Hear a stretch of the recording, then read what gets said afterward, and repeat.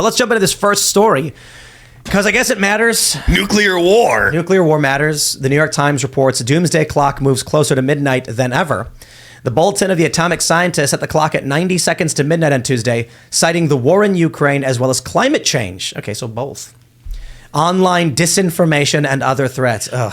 See, that's what gets me Sniffing here. their own farts. What are they saying is disinformation, where they're like, anything is bad. We really want you to pay attention to our organization. Anything they disagree with or would inhibit their accruement of power is disinformation. So what the main issue is that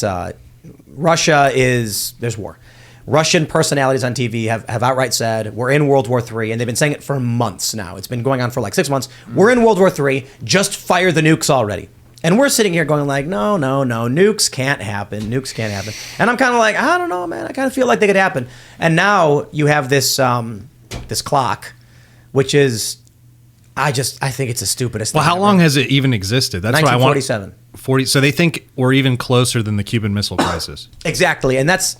Well, we didn't have disinformation then. It's very important that we count for modern day disinformation. Yeah, that's probably the big one. That's bringing the clock closer. You got to take into consideration, back when the Soviets were putting nuclear missiles at our doorstep, they did not have middle-aged fat men with MAGA hats posting memes. There was no orange man to be worried about. That's right. And then once Trump came along, the clock just went straight to like 1 second to midnight. They were like, Trump. No, that didn't really. But it was at 100 seconds to midnight. Look, here's the point. There's a legitimate point to be made that we are dangerously close to annihilation because psychopaths in both parties are like, yay, war. And Kevin McCarthy's wearing the lapel pin and the handkerchief, like supporting Ukraine. They all want to vote for more funding to send over there to instigate more conflict, more than it already is. And as much as I will say outright, of course, Russia invaded Ukraine. Russia's the aggressor, all that. The U.S. is not on the border of Russia. Russia is in a border dispute with a border country on its border. The United States is on the other side of the planet, quite literally. Why are we involved in this, especially if it's going to escalate us to World War III? Yeah. Have you seen the ceremony that they do when they reveal the clock? They have it like covered and they go, yeah. And they just like look and you're like, yeah, look how close we are.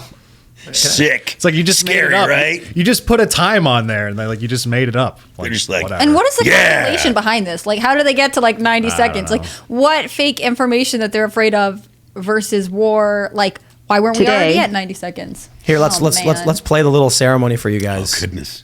It's funny because the members. I want you to imagine all these people. Like, there's 5 people, and they're supposed to look like academic and smart. But imagine filming this. There's a voiceover, and they just stand there for a minute, pull the thing down, and then stand there again. The members of the Science and Security Board moved the hands of the Doomsday Clock forward, largely, though not exclusively, because of the mounting dangers in the war in Ukraine.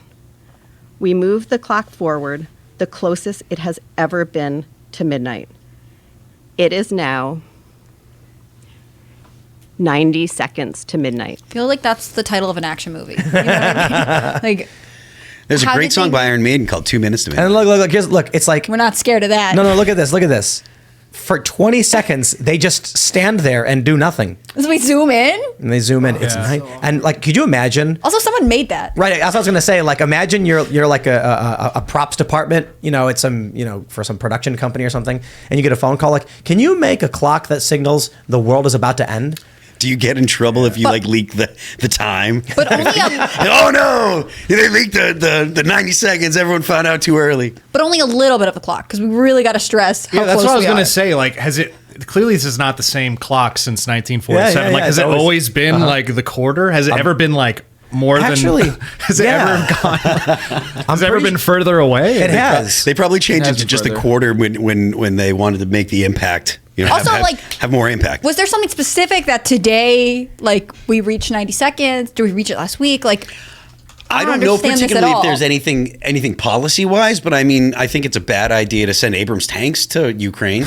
Did you ever, like, hear someone count down for their kid and be like, if you don't do something by the time I count to 3, like, you're in trouble, and it's like 1, 2, 2.5. And the kid's just like, I ain't moving. I'm not. Yeah, did they ever break it down to like, milliseconds at some point? We're like 5 milliseconds away from midnight. Well, because it's relative, right? It's ever been. Obviously, the clock means nothing. They're saying this, and like I said, like legitimate point about the potential for annihilation. But what happens if tomorrow Vladimir Putin actually fires a nuke, and it's limited, and it's like a tactical nuke that blows up a military base? So nuclear war has begun. Are they going to then be like, it's 45 seconds to midnight? And then what happens if the U.S. retaliates with a nuclear torpedo strike, and they're like, it's 44 seconds. 44 seconds? Yeah. And they're sitting there thinking like, guys, we only have 44 seconds left. If we want to up the clock every time we get closer to nuclear annihilation, we're going to run out of seconds. No, it's like Bitcoin. You just break it down into Satoshis. You can always just break it down more. We're 3/4 of a second to midnight. Are we going to do milliseconds? Yeah. Yeah. Might as So well. apparently when it was 17 minutes to midnight, this is what it looked like. It's like they still only... When was that? What year was that? I don't know. This was 1991. Okay. Oh, right after the fall of the Soviet Union. Right. They were like, everything's fine. Which was ridiculous because it's not like there was fewer nuclear weapons when the Soviet Union fell. It was worse. Yeah, it was worse because there was the not Soviet Union fell, and then Ukraine was like, all of a sudden we have nukes, and then everyone was kind of like, hold on there a minute, like, Except for the Doomsday Clock, they were like, we're doing better. It's fine. It's fine. No worries. You know those nukes they left lying around all over the place after the collapse of the Soviet Union?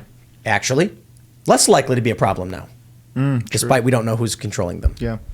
The Doomsday Clock is not afraid of that. They really are afraid of whatever Putin's doing and disinformation, I assume in America. I feel like the Doomsday Clock is just another piece of propaganda for NGOs to use to try to influence political opinions in countries that they don't have that they don't have the ability to actually influence policy other than to try and get people to vote a certain way. You're not going to set your watch by it? When they first launched it, 1947, it was 7 minutes to midnight.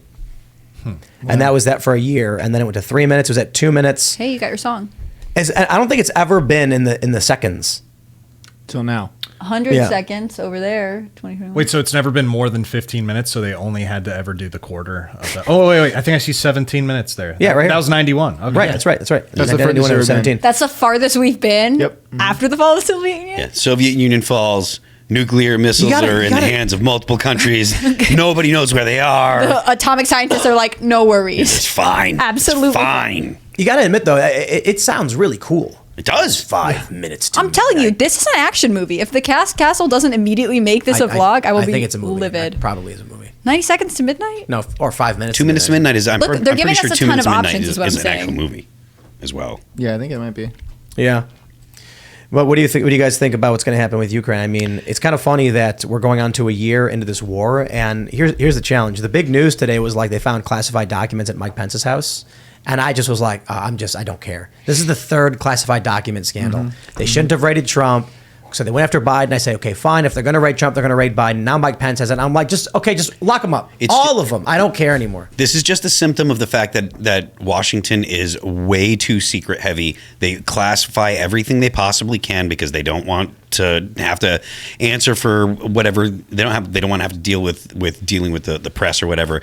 The majority of classified documents, and this is just a guess, but I imagine the majority of classified documents are not actually going to, if they were to be, if the information were to get out, it's not going to put the U.S. at risk. The majority of them, I think they just classify way too much stuff. I'm just saying, the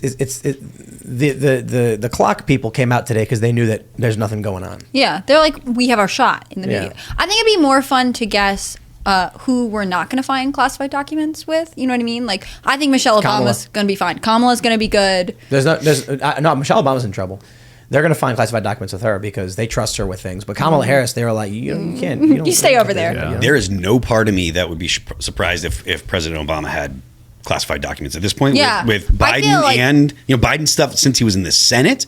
And then when Comer today, the head of he's the congressman from Kentucky, who's on the head of the Oversight Committee, and he is requesting all of the documents, the visitor logs from the Secret Service from Biden's house in Wilmington, from the time that he was vice president for Obama to now. Is the house in Wilmington the one that they just found? Didn't they claim they don't have visitor logs for that? Okay, they did. So the New York Post, this is in April, filed a FOIA request and was like, please turn over your visitor logs. And they're like, no, we don't keep any. And now they're saying, well, we don't keep visitor logs. We do keep a list of people in case there's like a potential reason that we need to know. They just don't want to have to answer questions. That's a visitor log, a.k.a. a visitor log. I don't know what you're talking about here. So it's literally the government just doesn't want to answer questions. The more things that they can classify and just say, oh, it's classified, just so they don't have to, just so that way they don't have to answer. It's not about any sensitive information. It's just a matter of, if we go ahead and classify it, then we can ignore the questions and just move along to focus on whatever the policy that we're trying to. I mean, I'm a lot more interested in why now, why all these people at the same time with these classified documents. It seems really fishy to me why this is happening all of a sudden. So I'm more interested about like the reasoning for that. Thanks for watching this clip from the Timcast IRL podcast. Hang out with us live Monday through Friday at 8 p.m. and become a member over at timcast.com for uncensored, members-only shows exclusive. Thanks for hanging out, and we'll see you all next time.